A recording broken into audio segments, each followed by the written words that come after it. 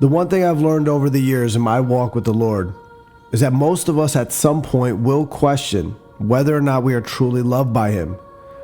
As a follower of Jesus Christ, if you are ever in a season where you are feeling abandoned by God, alone, or just beginning to have doubts of His love for you, it's at these points in our lives where we need to relax, take a step back, and return to the same place where it all started, the same place where we began our journey, which is the cross at Calvary.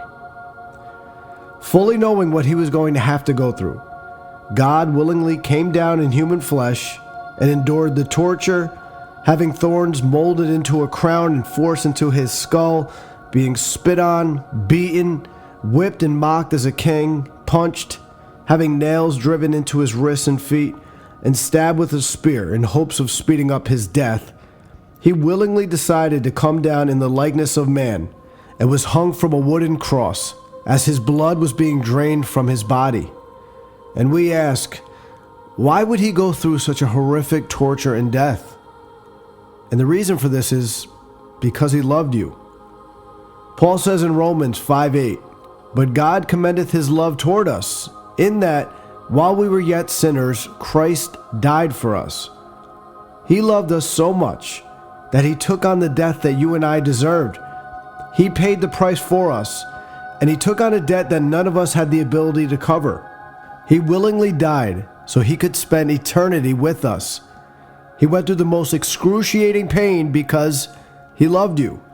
Now, the word excruciating, it comes from the Latin word excruciare, and it was a Roman word meaning as painful as a crucifixion, or from out of the cross. The pain that Jesus experienced during His crucifixion was so intense that the Romans had to create a new word for it, and that word is the root of excruciating. So the next time someone mentions that they have endured or are going through excruciating pain, be sure to remind them of where the word comes from, and then share with them how much God loves us and what He did for us. The most famous verse in the Bible, John 3:16, that everyone knows. "For God so loved the world, that He gave His only begotten Son, that whosoever believeth in Him shall not perish but will live forever." Everlasting life, guys. This is how God showed His love for you. Okay?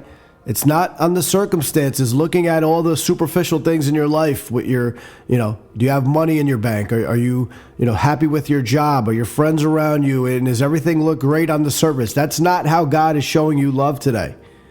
If you ever have doubts, you ever questioning, you ever feel alone, like I said earlier, take a step back, take a deep breath in, and just reflect on what He did for you on that cross, the excruciating pain that He willingly knew He was going to go through, that He came down and took on because He loved you.